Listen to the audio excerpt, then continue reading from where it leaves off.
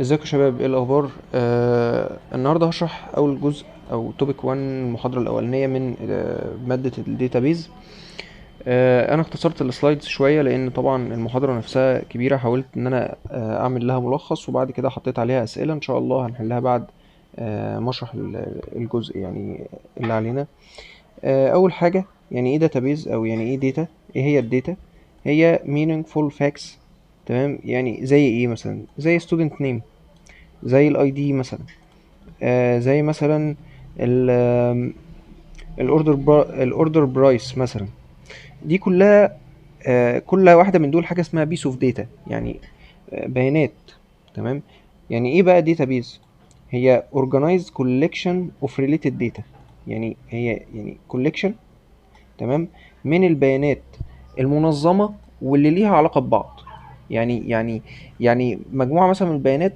عندي جدول اسمه الطلاب، عندي جدول اسمه الاوردرات، عندي جدول اسمه اسف اسمه مثلا المواد، وهكذا. كل دي بيانات ليها علاقة ببعض. كل طالب ليه مادة معينة، كل طالب ليه كورس مفتوح له، وهكذا. خلينا الأول نعرف ال DBMS أو ال Database Management System. نظام إدارة قواعد البيانات. هو سوفت وير، يعني هو برنامج، يعني يعتبر حاجة زي برنامج. والبرنامج ده وظيفته ان هو يدير وينشئ ويأكسس الداتا ويأبديت عليها. يعني ايه الكلام ده كله؟ يعني انا دلوقتي عندي قاعدة بيانات فيها طلاب وفيها دكاترة وفيها مواد. تمام. انا عايز دلوقتي اعرض البيانات دي. مين المسؤول عن ان هو يعرضها لي؟ الدي بي ام اس. مين المسؤول ان هو يعدلها لي لو انا احتجت ده وكريت مثلا رو جديد لطالب جديد؟ كل ده الدي بي ام اس. طيب يعني ايه بقى داتابيز سيستم؟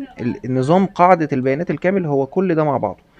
تمام. الداتابيز مانجمنت سيستم زائد الداتا اللي هي اللي محتفظ بيها او المتخزنه جوه قاعده البيانات، زائد الابلكيشنز. يعني ايه؟ يعني انا دلوقتي عندي تطبيق، خلاص انا هعرض البيانات دي لشخص معين او ليوزر معين. فكل ده بقى اسمه ايه؟ اسمه الداتابيز. كل ده مع بعض اسمه الداتابيز سيستم، نظام قاعده البيانات. طيب، types of database and database applications. في traditional database application اللي هو اللي احنا عارفينه، اللي احنا بنستخدمه او بنتعامل معاه، اللي هو numeric and textual databases. طيب عندنا التراديشنال داتابيز ابلكيشنز اللي احنا بنتعامل معاها بالاس كيو ال عادي جدا، اللي هي قواعد بيانات بتتكون من نصوص وارقام وهكذا. دي الريليشنال اللي هي بنستخدم فيها الاس كيو ال. وعندنا الريسنت ابلكيشنز بقى، الحاجات الحديثه الجديده اللي لسه طالعه، ممكن ما بقالهاش مثلا 20 سنه ولا حاجه او اقل. عندنا مثلا المالتي ميديا داتابيز، يعني حاجه زي الكلاود كده، مثلا بيستوعب مثلا فيديوز و فوتوز وكمية حاجات كتيرة جدا جدا. عندك geographical information systems، حاجات زي كده. السيستم ده مثلا هو بيخزن معلومات عن الخرائط بشكل معين، ما بيخزنهاش في جداول اكيد. البيولوجيكال اند جينوم داتابيز، الموبايل داتابيز، داتا وير هاوسز، يعني آه، حاجه كده زي مستودعات داتا بيتخزن فيها الداتا برضو بشكل معين يعني. ريل تايم اند اكتيف داتابيزز برضو دي من ضمن الامثله على الحاجات الجديده. طيب عندي اس كيو ال اللي هي structured query language، وعندي النو اس كيو ال. ايه الفرق بينهم؟ تمام. لو اتكلمنا مثلا على structured query language، هي طبعا دي الريليشنال داتابيز اللي احنا بنتعامل معاها بالاس كيو ال. هنلاقي ان هي السكيم. اولا نتكلم على الاستراكشر. تمام. هي ريليشنال، بتتكون من تيبلز ليها علاقة ببعض. يعني انا عندي تيبل مثلا اسمه طلاب. تمام. الجدول ده مثلا في جدول تاني كده اسمه مثلا المواد، في هنا اي دي. تمام. فانا عايز اقول ان كل مادة مثلا ليها طالب، فانا في هنا علاقة اسمها ماني تو ماني ما بين جدول المواد وجدول الطلاب. حلو. كل طالب ليه مادة، وكل مادة بيبقى مسجل فيها مجموعة من الطلاب وهكذا. تمام. انما ال not only SQL او ال no SQL database، تمام، دي not relational، ملهاش غير علائقية. مش بتعتمد على فكرة العلاقات. هي ممكن تبقى document، ممكن تبقى جيسون فايل، ممكن تبقى جراف وهكذا. لو اتكلمنا عن السكيما، السكيما دي يعني شكل قاعدة البيانات بيبقى عامل ازاي. هي في الستراكشرد كويري لانجوج بتبقى فيكسد، يعني انا عندي جدول، هو شكل الجدول عامل كده اهو، تمام، كده كده كده وهكذا بقى، تمام. هنا الاي دي مثلا، هنا النيم، هنا كذا، هنا كذا. لكن انا مثلا عندي في السكيما بتاعت النوت اونلي اس كيو ال، السكيما فليكسيبل. يعني ايه؟ يعني انا ممكن مثلا اكتب ملف جيسون عادي، تمام، يبقى فيه هنا بيانات عن الستودنت، مثلا الاي دي بتاعه، ومثلا النيم، حلو، وكده، وبعدين اقوم حاطط مثلا فون نمبر، حلو، وبعدين اقوم قافل كده واجي اكتب بيانات، مثلا طالب جديد، فاقوم حاطط اقول ايه، الاي دي، النيم، الادرس، وبعد كده الفون نمبر. مش مضطر ان انا اكتب الفون هنا الاول، لا، يعني الموضوع فليكسيبل. ممكن اكتب هنا فون تاني، ممكن اكتب هنا فون تاني غير هنا مثلا فون واحد بس، هنا لا، هنا في الراجل ده عنده فون وفون تاني وفون تالت وهكذا، رقم كذا رقم، تمام. فالسكيما بتاعتها او الشكل ترتيب البيانات وهكذا مش عادي، مش واحد، مش فليكسيبل، مش لازم يبقى بشكل معين. لو قلنا الكويري سبورت، هنا عندي في الاس كيو ال كومبلكس كويريز وجوينز، ودي ميزه، يعني بيديني ان انا قادر مثلا لو عندي جدول مثلا الطلبه، او عندي جدول المواد، وعندي جدول الدرجات، فانا عايز ادمج الثلاثه مع بعض، هعمل حاجه اسمها جوين. هما نفسهم كل تيبل متخزن في فايل لوحده، ولكن انا هقوم عارضهم كلهم في جدول كبير جدا جدا. مثلا عندي في الابليكيشن بتاعي اسم الطالب، رقم الاي دي بتاعه، الماده، الدرجه، وهكذا بقى. فهعمل حاجه اسمها جوين. لكن هنا في النوت اونلي اس كيو ال او في النو اس كيو ال هي سيمبل، يعني مفيش الجوينز، مفيش الحاجات دي. طبعا ممكن اقدر ان انا برضو اعرض البيانات بنفس الطريقه، ولكن الطريقه نفسها بتكون مش بالكويريز، بتكون بطريقه مختلفه شويه. طيب، عندي اللي هو عايزين ناخد اكزامبلز عليها، هنلاقي ان انا عندي الماي اس كيو ال او الاوراكل دي شركه من اكبر الشركات اللي بتقدم الداتابيز سولوشنز، وتحديدا الاس كيو ال، تمام. الماي اس كيو ال فري، والاوراكل بيد، يعني الاوراكل بدفع لها فلوس عشان تقدم لي السيستم او الدي بي ام اس بتاعها، اللي هو من اقوى وافضل الدي بي ام اس اللي موجوده في العالم. بالنسبه للنوت اونلي اس كيو ال، عندي المونجو داتابيز، وعندي كاساندرا، دي قواعد بيانات او نظم اداره النوت اونلي اس كيو ال داتابيز. طيب، عندي بعد كده مصطلح اسمه بيج داتا. يعني ايه بيج داتا؟ تمام. البيج داتا هي داتا لارج ان فوليوم، تمام. انا عندي هنا حاجه اسمها 3 فيز، بس انا ما كتبتهاش في السلايدز دي، تمام. اول في اسمها فوليوم، تمام. الفوليوم دي يعني كميه بيانات ضخمه جدا جدا جدا، تمام. دي خصائص البيج داتا، حلو كده. بختصرها ب 3 فيز. اول واحده اسمها فوليوم، تاني واحده اسمها فيلوسيتي. يعني ايه فيلوسيتي؟ جايه من السرعه، تمام. يعني جايه من السرعه ليه؟ لان انا مثلا عندي الفيسبوك ده ممكن في خلال 3 ثواني بس يحصل عليه عشرات الالاف او مئات الالاف من اللايكس. فاستنج جنريشن، حلو، بيتم توليد البيانات دي بشكل رهيب جدا، سريع جدا. تالت حاجه، التالت في اللي هي الفرايتي. بيقول لك هنا varied in format، يعني انا مش عندي مثلا صور بس، ولا عندي فيديوهات بس، ده انا عندي كمية بيانات. كل حاجة ليها مختلفة. واحد مثلا نشر نص عادي بس مجرد كلام، واحد نشر صورة، واحد نشر فيديو، وهكذا.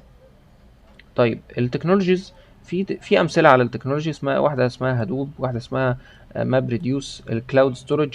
دي كلها التكنولوجيز اللي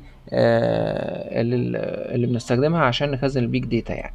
طيب، الابلكيشنز، في امتى بستخدم بيج داتا، او ليه استخدم بيج داتا؟ والله انا في نظام مثلا الانظمه الصحيه، مثلا في مستشفيات او شركات تامين، انا عايز اخزن بيانات المرضى عندي على مستوى العالم مثلا، او على مستوى دولة كاملة. فحاجة زي كده دي بيج داتا. عندي ماركتنج، التسويق، شركات تسويق كبيرة بتستخدم البيج داتا دي، بتعمل لها اناليسيس عشان خاطر اقدر استهدف الناس بشكل صح. الحكومات بتستخدم البيج داتا. عندها مثلا الحكومة المصرية مثلا عندها بيانات 100 مليون مواطن، ده محتاجة تخزين في قاعدة بيانات هائلة. علوم الفضاء، الجينيتكس او العلوم الجينية وهكذا. طيب عندي داتا لايف سايكل دي بنسميها 4 ايز. يعني كل ايه بتعبر عن حاجة. تمام. acquisition يعني دي المرحلة دي بنبتدي ان احنا نجمع فيها الداتا. عندي مثلا واحد كتب اسمه هنا، الاي دي بتاعه، رقم التليفون، وكذلك 10 زيه عملوا نفس الكلام وهكذا. فابتدي ان انا اجمع البيانات دي، وابتدي اشوف مثلا كل واحد شغال ايه، كل واحد بيقبض كام وهكذا. وابتدي ان انا اخد البيانات دي، اعمل لها كومباينيشن وانضفها. يعني واحد مثلا كاتب عمره بشكل مش صح، ابتدي انا اكتب اوحد التنسيق، اخلي تنسيق واحد. كلهم مثلا كاتبين بطريقه معينه، اخلي التنسيق يبقى بشكل واحد.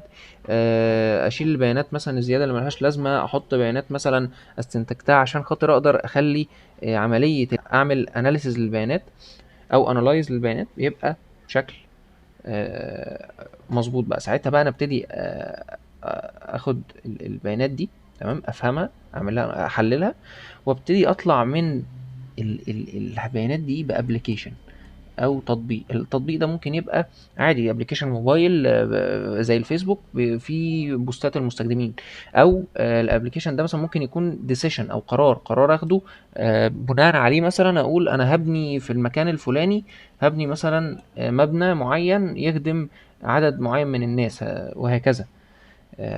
عندي بعد كده ال DBMS functions. ايه خصائص نظم إدارة قواعد البيانات أو Database Management System؟ أولا هو بيديفاين اند ستور داتا. تمام. هنا بنسميها الميتا داتا. يعني ايه ميتا داتا اصلا؟ يعني ايه؟ يعني لو انا عندي جدول مثلا، ادي جدول الطلاب للمره المليون، او جدول نفس جدول الطلاب هو. طب انا جدول الطلاب ده مش ليه خصائص معينه؟ مش في هنا اي دي؟ مش الاي دي ده المفروض حاجه اسمها برايمري كي؟ مش المفروض ان هنا في نيم؟ مش المفروض ان هنا في مثلا جريد؟ طب مش الميتا داتا دي المفروض بقى انا اخزن او ابتدي اقول ايه؟ انا عندي جدول اسمه الطلاب. الجدول ده فيه بيانات مثلا 300 طالب. في في اي في رو اسمه اي دي، في رو اسمه نيم، في رو اسمه كذا. بحيث ان انا لما اجي اعمل استعلام، ما اروحش انا ادور مثلا على في الجدول مثلا عن رو اسمه فون نمبر وهو اصلا مش موجود في الجدول هنا. تمام. او كولومن، اسف، يعني اجي ادور على كولومن وهو مش موجود اصلا. لا، ده انا بروح استعلم الاول من الميتا داتا، اتاكد، اسال الميتا داتا هل في جدول اصلا، هل في كولومن اصلا في الجدول اسمه كذا، وهكذا بقى. لود اند ريترايف داتا. اجي احمل البيانات واستعيد، اعمل استعاده للبيانات. انا عندي بيانات مخزنه، انا عايز اوصل لها ازاي؟ عن طريق الداتابيز مانجمنت سيستم. تمام. موديفاي داتا. تمام. انا عايز مثلا اعمل انسرت، عايز اعمل ديليت، عايز اعمل ابديت. كل ده انا بحتاج فيه نظام الاداره. طيب share data among users. انا قلت في ان قاعده البيانات دي ليها يوزرز. تمام. فانا عايز كل يوزر ليه صلاحيه معينه. فمين المسؤول ان هو يعمل اوثنتيكيشن واوثورايزيشن، يتاكد ان اليوزر ده هو فعلا اليوزر اللي المفروض يدخل، ويتاكد اليوزر بقى اللي المفروض يدخل ده صلاحياته ايه، يشوف الداتا وبس، ولا يعمل انسيرشن، ولا يعمل ديليت، ولا يعمل ابديت، ولا يعمل ايه. لازم كل ده عن طريق النظام. برضو يعني يعتبر نفس اللي احنا قلناه هنا secure data access. يعني ان انا باكسس البيانات بشكل secure، لان ما ينفعش اي حد كده يدخل يلا بينا دخل خلاص شاف البيانات وانا ايه، وهو اصلا ما لا، لازم يبقى فيه rules. visualize data. عايز اعرض البيانات قدامي، مين اللي هيعرضها لي؟ maintain the system. يعني السيستم فيه مشكلة، فيه حاجة، الداتابيز مانجمنت سيستم ده بيكون ذكي كفاية ان هو يقدر يعرف المشكلة فين ويبتدي ان انا اصلحها. طيب types of database users. عندي users، كل user تمام ليه خصائص. هنا عندي الديزاينر ده، بسم الله الرحمن الرحيم، ده اول يوزر للداتابيز. اول كده قبل ما الداتابيز تتعمل اصلا بيكون في واحد اسمه ديزاينر، بيبتدي ان هو يشوف مثلا العميل عندي جامعة، الجامعة دي عايز اصلا اعمل داتابيز ليها، مش داتابيز دي ليها ستراكشر، مش في ريليشن شيبس مثلا ما بين جدول الطلبه وجدول مش عارف ايه، بيجي الديزاينر اللي بيعمل الداتابيز ويبتدي يعمل الديزاين وايه ويتطبق. في عندي داتابيز ادمنستريتور، ده بيعمل ايه؟ ده بيمانج الاكسس، بيتابع البرفورمانس، بيتاكد من السكيورتي. الداتابيز ادمنستريتور ده دي بي اي اللي هو الداتابيز ادمنستريتور، هو مهمته مونيتورنج اكتر. يعني ايه مونيتورنج؟ يعني مراقبه، بيراقب قاعده البيانات ويتاكد ان كل حاجه شغاله تمام. تمام. طيب عندي الديفلوبر، بعد الديزاينر بيبقى في ديفلوبر يجي يطبق اللي الديزاينر ده عمله، يبني الابلكيشن. ممكن هو اللي يبني قاعدة البيانات نفسها، او اللي يبتدي ان هو يشتغل كودنج ليها، وممكن هو اللي يبني الابلكيشن اللي بيعرض البيانات اللي جوه قاعدة البيانات، او الواجهات اللي بتعرض البيانات دي. تمام. عندي الاند يوزر. الاند يوزرز دول ممكن يبقى كاجوال يوزر، شخص بيستخدمها من حين لاخر. هو كل شهر كده بيجي الشخص ده يدخل على حسابه البنكي يشوف المرتب نزل ولا لا. ده واحد بيدخل على الابلكيشن كل شهر كده. في النايف يوزر. يعني ايه نايف؟ نايف اصلا معناها ساذج. كلمة نايف معناها ساذج. الساذج ده هو شخص هو ملوش في أي حاجة، ولا يفهم يعني إيه داتابيز، ولا يعرف أصلا إن في حاجة اسمها قاعدة بيانات وريليشنال داتابيز ونوت ريليشن، ولا يعرف أي حاجة. ده مثلا موظف في البنك، ده مثلا راجل مثلا بيسحب من الاي تي ام. ايا كان هو بيستخدم النظام، ولكنه هو بيستخدمه عن طريق واجهة او عن طريق ابلكيشن الديفلوبر هو اللي بيبنيه. هو ما يعرفش يعني ايه اي حاجة من الكلام ده خالص. وعندنا الاناليسيس، ده شخص بيحلل البيانات، بياخد البيانات يبتدي يتعامل معاها، يحللها، يطلع منها بتقارير، بناء عليها ممكن ياخدوا قرارات او حاجه زي كده. في البيرسونال، الشخص ده ممكن ما يستخدمش مثلا دي بي ام اس، ده بيرسونال، ده بيستخدم مثلا ممكن يستخدم شيت اكسل. الاكسل هو احد يعني ممكن نقول عليه ان هو احد اشكال الداتابيز. ممكن يستخدم حاجه اسمها سي اس في. الملف ده مثلا اللي بيتخزن فيه جهات الاتصال، كوما سيبريتد فاليوز. حرفيا ده اختصار السي اس في. يعني في قيم بتسيبريت او بيتم فصلها عن طريق الكوماز بس. يعني ده احد ابسط انواع القواعد البيانات اللي ممكن تشوفها يعني. طيب عندي مين تاني هنا؟ الاناليست. هنا انا حطيته هنا لانه ممكن يكون شخص اند يوزر، هو في الاخر بيتعامل مع واجهة، وممكن يكون هو لا، ده ممكن يكون الى حد ما قريب من الديفلوبر شويه، بيكتب كود ويبتدي ان هو يران كود اس كيو ال ويكستراكت انسايتس من الداتا اللي اتعرضت قدامه. تمام كده. طيب ده كده التايبس اوف داتابيز يوزرز. عندي الادفانتج او مميزات يوزنج دي بي ام اس. ليه استخدم اصلا دي بي ام اس بعد كل اللي قلناه ده؟ ممكن اتوقع ليه. عندي هنا بعمل حاجه اسمها reduces data redundancy. يعني ايه redundancy؟ يعني تكرار. كل شويه اعيد البيانات، كل شويه اعيد البيانات. اصلا من ضمن المميزات ان انا عندي مثلا هنا في قواعد البيانات الريليشنال او العلائقيه، ان انا باجي اخزن هنا معلومات عن اليوزر. لما اجي مثلا هو هيطلب اوردر دلوقتي، عايز اخزن معلوماته، لا ده انا مش هروح اخزن معلوماته، انا هخزن بس كولوم واحد بس، احط فيه الاي دي بتاع اليوزر ده، واروح عن طريق الاي دي ده بيبقى حاجه اسمها فورين كي ينادي على البيانات اللي فين، اللي في جدول اليوزرز. مش هروح انا ايه احط كل البيانات دي 100 مره. تمام. طيب enables data sharing. يعني انا دلوقتي لو انا بستخدم اكسس او بستخدم اكسل، البيانات دي عندي بس في الكمبيوتر. لا قدر الله الكمبيوتر اتحرق، باظ، ضاع مني، او انا حتى بره، انا مش ما عنديش اكسس على الموضوع ده خالص، اي حاجه ليها علاقه بقاعده البيانات او البيانات اللي انا مخزنها. على عكس لو انا يعني مخزنها على سيرفر مثلا او حاجه زي كده، في بيديروا داتابيز مانجمنت سيستم، ممكن ادخل من موبايلي، ممكن ادخل من هنا، يكون في داتا شيرنج، وممكن ان انا اشير مع يوزر واثنين وثلاثة، مش محتاج ان انا بس انا الوحيد اللي ادخل عليه. عندي هنا برضو ان هو بيبروفايد سكيورتي اند اكسس كنترول.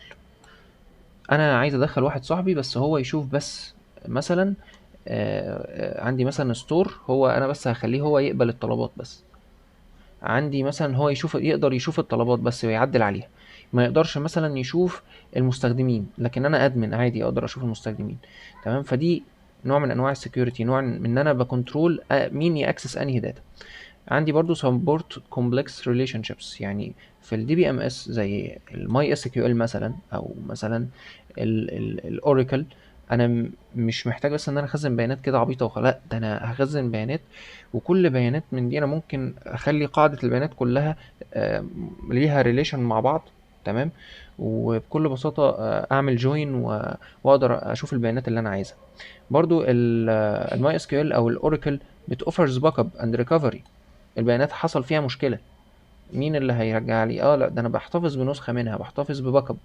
improves performance and scalability. يعني ايه؟ يعني انا مثلا عندي مثلا فلنقل جداول، مجموعه من الجداول. دي بي ام اس بيبقى عنده طرق معينه يستعلم فيها عن البيانات. لو انا عندي مثلا اندكسز، ودي حاجه هنشرحها بعد كده، عندي اندكسز. طب انا ليه استعلم واروح ادور في جدول في رو طالما انا عندي اندكس ممكن اروح ادور فيه واجيب البيانات بشكل مباشر؟ ده حاجه من الطرق اللي هي ايه، بتعمل امبروف للبرفورمانس يعني. طيب هنا عندي تطور evaluation of database models. كان عندي موديلز زمان، بدأ أول موديل بدأ في الستينات كان hierarchical. يعني ايه hierarchical؟ حاجة كده شبه التري، عندي كل كده مثلا مجموعة من النودز، كل نود ليها بيرنت واحد وهكذا. وكل ده بقى ايه؟ يعني كل نود من دول مثلا بتخزن مجموعة من البيانات وهي متصلة باللي قبلها، متصلة باللي قبلها. بعد كده اتطوروا شوية، عملوا حاجة أكثر تعقيدا شوية اسمها نتورك. ودي ممكن دلوقتي بقيت استخدمها برضو حديثا مع النو اس كيو ال.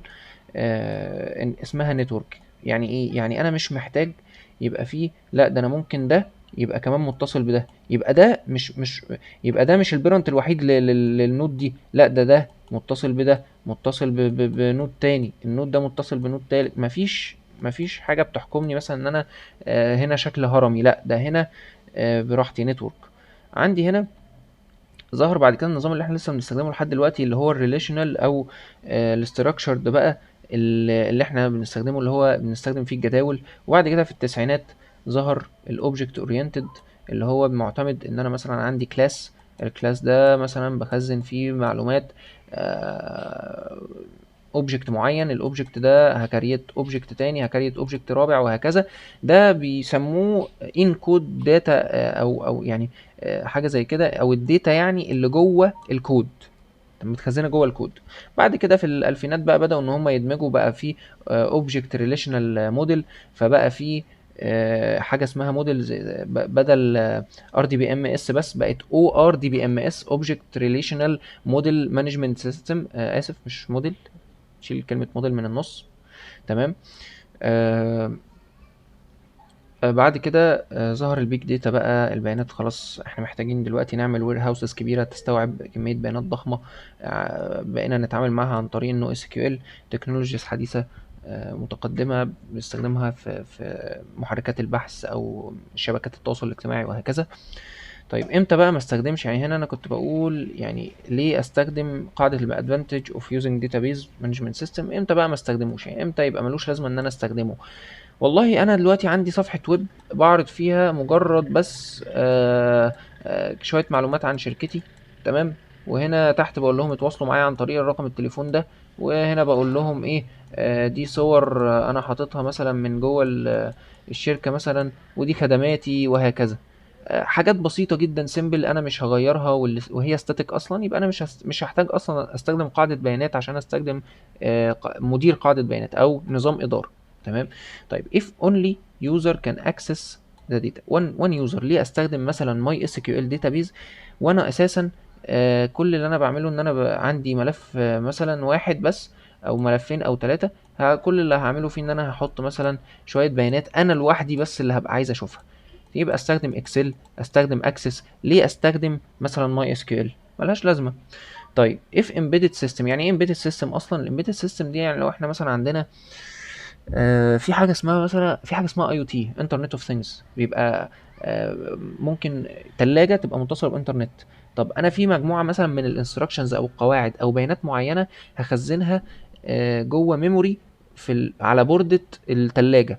تمام. ليه استخدم نظام اداره قاعده بيانات؟ اصلا البروسيسور اللي جوه التشبايه اللي في الغساله او في التلاجة هي اصلا مش قويه كفايه ان هي تعمل رن لسوفت وير قوي ومعقد زي الداتابيز مانجمنت سيستم. يبقى انا ساعتها محتاج وبرده كمان الاستورج. انا ده البرنامج لوحده اصلا كودد يعني في كودينج وحاجات. مش هجيب انا هارد 1 تيرا، لا ده انا يا دوب حاجات بالكيلو بايتس او بالميجا بايتس. ساعتها انا بخزن البيانات عادي جدا على التشبيه بشكل مباشر، ما بستخدمش داتابيز مانجمنت سيستم. واف دي بي ام اس نفسه بقى، ده لو عجز الدي بي ام اس ان هو يسبورت الريكوايرد اوبريشنز. ده انا عندي جي اي اس اللي هو جيوغرافيكال انفورميشن سيستم، يعني عندي مجموعه من الخرائط، عندي جينوم داتابيز. يعني عندي يعني ايه جينوم؟ يعني عندي مثلا لو انا عندي امراض معينه عايز ان انا اسجل عنها بيانات، مش هعرف ان انا اسجلها في شكل قواعد بيانات او كده. لا ده انا محتاج طريقه معينه، ان مش هستخدم دي بي ام اس بقى. يعني الداتابيس مانجمنت سيستم ده هيكون هو غير قادر ان هو يبروفايد او يسبورت الاوبريشنز اللي انا عايزها. طيب نبتدي نشوف بقى الاسئله. اول سؤال بيقول لك what is DBMS stand for، يعني او stands for، يعني ده عبارة عن ايه؟ يعني ايه كل حرف معناه ايه؟ تمام. هنا هي database management system، يعني حاجة زي كده احنا بنحفظها بقى، يعني هي مش معلومة، هي حاجة بنحفظها. تمام. which of the following is not a function. تمام. not a function of DBMS. طيب الداتا ريتريفال يعني استرجاع البيانات، او ان انا اجيب البيانات من قاعده البيانات، لا دي من الحاجات الاساسيه اللي قاعده النظام الاداره بيعملها. تمام. الداتا فيجواليزيشن ان انا اعمل فيجواليزيشن ان انا اعرض الداتا مثلا على شكل ريبورت او فورم او اي حاجه، لا دي حاجه اساسيه جدا اي نظام اداره لازم يعمله. اوبريتنج سيستم مانجمنت اداره نظام التشغيل، لا ماليش دعوه، انا مالي، انا بدير قاعده البيانات، عندي قاعده بيانات بديرها. تمام. لكن نظام التشغيل نفسه عندنا نظم تشغيل هم ليها بقى اداره بشكل تاني. يبقى ايه؟ يبقى ده is not a function of DBMS. طب السكيورتي كنترول 100% لازم يكون عندي security كنترول من في اسمه ايه ده، في الدي بي ام اس. حتى انا قلت ساعتها وانا بشرح انه لازم يكون في رولز، وكل رول مثلا صاحبي ليه رول معينة وهكذا. طيب which user interacts with the database occasionally. يعني ايه occasionally؟ يعني نادرا كده، كل فترة كده، ما بيستخدموش على طول. النايف يوزر، النايف يوزر ده اللي هو الساذج اللي ما يفهمش اي حاجة في التكنولوجي، لا ده ممكن يبقى موظف في البنك كل يوم بيتعامل معاه. طب الكاجوال يوزر، راجل كاجوال كده مع نفسه صباح الفل، انا بفتح حسابي في البنك كل 30 يوم عشان اشوف البتاع ده القبض نزل ولا لا. هو ده الكاجوال يوزر. طب السوفيستيكيتد ده غالبا بيبقى ديفلوبر، بيبقى ممكن مثلا الديزاينر نفسه اللي عامل قاعده البيانات، فده لا ده ممكن اتعامل معاها برضو يوميا. الدي بي ام اي اسف الدي بي اي او الداتابيز ادمنستريتور، الشخص ده بيتعامل يوميا مع قاعده البيانات. مونيتورنج، كل يوم بيعمل مونيتورنج، يعني بيراقب قاعده البيانات، بيراقب الحركه، بيراقب كل حاجه، يتاكد ان الدنيا تمام. طيب وات از ميتا داتا؟ لو نفتكر انا قلت ان انا لو عندي جدول، الجدول ده فيه اي دي، فيه نيم، فيه فون نمبر. تمام. وانا عايز اجي استعلم، هروح اقول له اديني النيم بتاع كل الطلبه اللي موجوده مثلا في القاهره. هيقول لي استنى، انت هتروح تستعلم عن النيم مباشره من الجدول؟ لا، تعال لي بقى للميتا داتا. الميتا داتا هي ايه؟ هي البيانات دي تمام متخزنه عن البيانات، هي داتا اباوت داتا. تمام. يعني ايه؟ يعني انا بشوف هل في اصلا كولوم اسمه نيم، هل في كولوم؟ طب الكولوم ده مثلا التايب بتاعه ايه؟ ده التايب بتاعه سترينج مثلا، او حاجه اسمها نامتشار او نامكار، يعني ايا كان طريقه النطق. السايز بتاعه قد ايه؟ 255 كاركتر، وهكذا بقى. دي البيانات اللي انا بخزنها عن قاعده البيانات. طيب which of the following is no SQL database؟ تمام. هل هي اوراكل؟ لا ده احنا قلنا الاوراكل من اكبر نظم إدارة قواعد البيانات المدفوعة اللي أنا بستخدمها في إدارة قواعد البيانات الستراكشرد أو العلائقية. طيب البوست جري برضو بنستخدمها مع فريم ورك مثلا زي جانجو ولا حاجة علشان أدير قاعدة البيانات. المونجو دي بي، ده المونجو احنا خدنا فعلا مثال اسمه مونجو دي بي، ده بيدير قواعد البيانات اللي اسمها او اللي من نوع نو اس كيو ال. مايكروسوفت اس كيو ال سيرفر طبعا معروف ان هو بيستخدم اصلا اس كيو ال يعني من اسمه حتى. طيب which property is not part of asset. asset دي احنا ما جبناش سيرة asset تمام في الشرح، ولكن خلينا اصلا نقول ان asset اللي هي اول حاجة فيها الاوتوميستي. يعني ايه اوتوميستي اصلا؟ يعني البيانات مثلا هعمل ترانزاكشن، هحول فلوس من حد لحد، من الجدول من اليوزر الفلاني لليوزر التاني ده، هاخد الفلوس انقصها من رصيده هنا تمام، هزودها في رصيده هنا تمام. فبيبقى حاجه اسمها all or nothing تمام. انقص الرصيد من هنا ازوده هنا، يا اما لو نقصته هنا وحصل ايرور اثناء الاضافه هنا ما اعملش اي حاجه خالص، وقف لي يا باشا كل ده وتراجع لي عن كل الحاجات انت عملتها. الكونسيستنسي يعني ايه؟ يعني الاستمراريه، حاجه يعني معناها الاستمراريه، يعني البيانات مبيبقاش فيها اي مشاكل، كل البيانات ماشيه مع بعضها، ما فيش بيانات مثلا بتقع، ما فيش بيانات مش موجوده، استعلم الاقي كل حاجه تمام، ما فيش اي مثلا وقوع في قاعده البيانات او حاجه. الاي جاي من كلمه ايزوليشن. ايزوليشن يعني لو انا بعمل ترانزاكشن ومثلا الترانزاكشن ده زي مثلا بروح اسحب من الفلوس من البنك، وفي نفس اللحظة في واحد في فرع تاني بيسحب فلوس برضه، وفي نفس الفرع في 2 3 بيسحبوا في نفس، وهكذا. هل ده الفروع تأثر على بعضها وتلخبط الدنيا، ورصيد المستخدم ده يتأثر بسحب من مستخدم تاني ويحصل لخبطة كده وعك؟ لا، لازم كل مستخدم يتخصم منه المبلغ اللي هو سحبه بس. ففي ترانزاكشن تم هنا وترانزاكشن تم هنا، هم مفصولين عن بعض، ما بيشوفوش بعض ولا كأنهم حصلوا.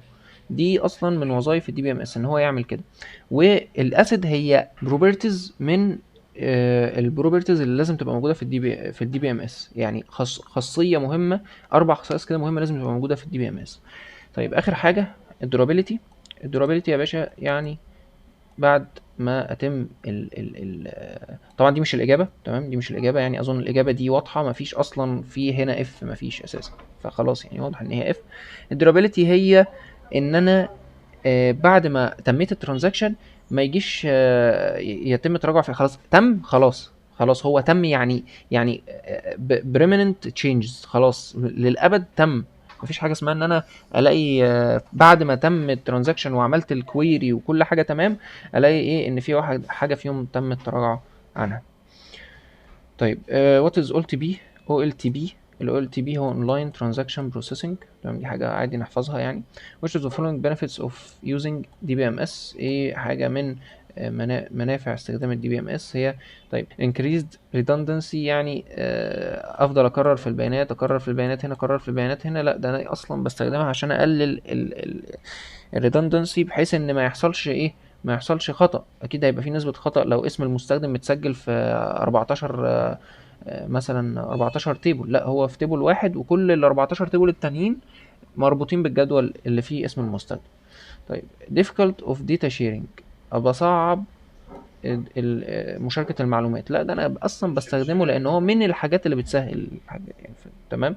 طيب efficient query processing، ده انا بستخدمه علشان فعلا يزود لي الافشنسي، يعني انا عايز يعني ايه، ما الاقيش ان انا بستعلم في ربع ساعة عشان مثلا استعلام من 1000 واحد، لا ده انا عندي اندكس، هستخدم الاندكس وهروح مباشرة مثلا لكل الناس اللي من القاهرة، بدل ما اقعد انا ادور رو باي رو، لا انا مخزن كل الناس اللي ايه اللي في القاهرة في اندكس. حاجة كده زي الاندكس بتاع الهاتف المحمول، الهاتف الارضي زمان لما كان بيخزن لي كل الايه، كل الارقام التليفونات. طيب نو داتا سكيورتي، مستحيل، يعني ما انا بستخدمه اصلا عشان هو من secure يعني، فالاجابه هنا efficiency او efficient query processing. طيب which model uses table to store data؟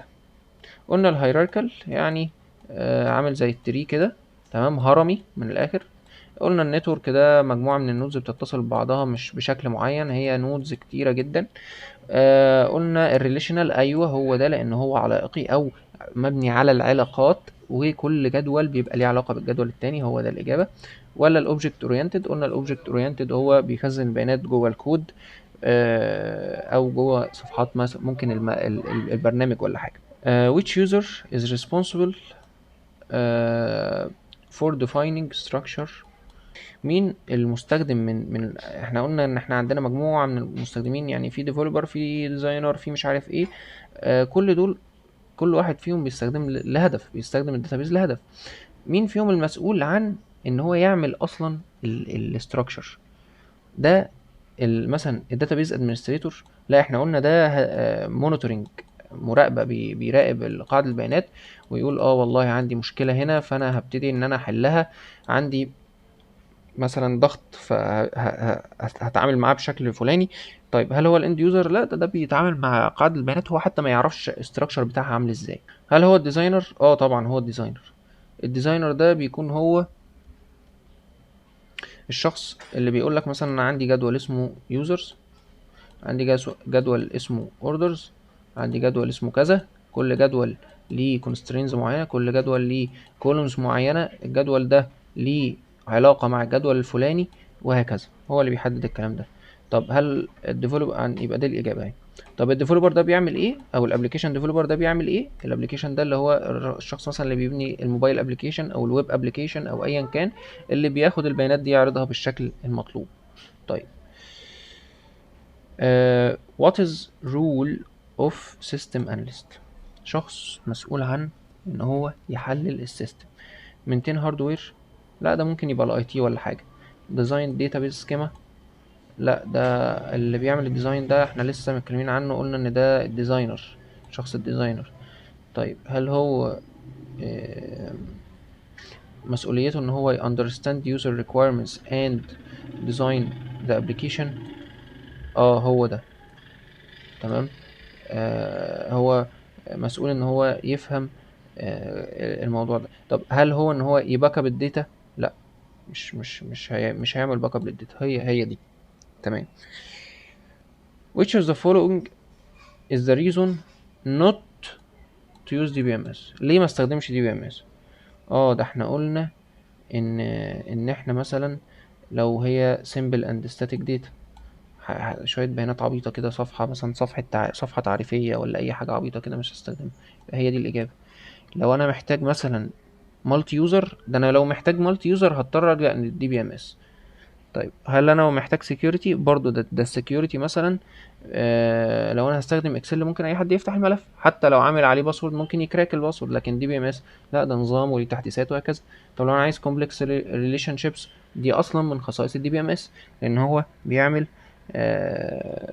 يعني ايه، بيعمل ريليشن شيبس بين الجداول وبعضها. طيب what is purpose of database catalog؟ الداتابيس كتالوج هو بيستور الميتا داتا. يعني احنا لسه قايلين الميتا داتا هي داتا about داتا. يعني ايه؟ يعني انا دلوقتي عندي جدول في مجموعة معينة من الكولومز، فالميتا داتا بيخزن كل كولوم، وكل كولوم ليه مثلا حجم قد ايه، ليه طيب عامل التايب بتاعه ايه، وهكذا. فهو ده الكتالوج، بيخزن الميتا داتا. طيب which of the following is recent development in database technology؟ احنا لسه قلنا ان اخر حاجة تم اختراعها في الالفينات هي البيج داتا، دي من الستينات. الهيراريكال موديل دي من الستينات. النتورك بعدها بشوية في السبعينات. الريليشنال موديل اخترعوه في الثمانينات. تمام، تمام. قلنا برضو ان الاوبجكت اورينتد اخترعوه في التسعينات. طيب which of the following؟ يبقى الإجابة إيه؟ يبقى الإجابة big data، تمام. هي الريسنت، الموست ريسنت، تمام. طيب which of the following is an example of many world in university؟ يعني إيه أصلا many world؟ بس عشان نبقى فاهمين الكلمة دي أصلا. many world يعني هو حاجة زي ما تقول كده، أنا بقول مثال لحاجة كبيرة بس على صغير، تمام. فلو انا عندي مثلا يونيفرسيتي هي فيها طلاب وشؤون طلبة وموظفين مش عارف في ايه، ودكاترة ومواد ومعرفش ايه، تمام. لكن لو انا هقول ان انا عايز ميني وورلد، يعني حاجة مصغرة كده من اليونيفرسيتي داتابيز، حاجه مصغره من قاعده البيانات، جزء هيبقى الستودنت جريدز اند ترانسكريبتس. تمام. الاوبريتنج سيستم فايلز يعني دي مالهاش علاقه طبعا بالموضوع اصلا.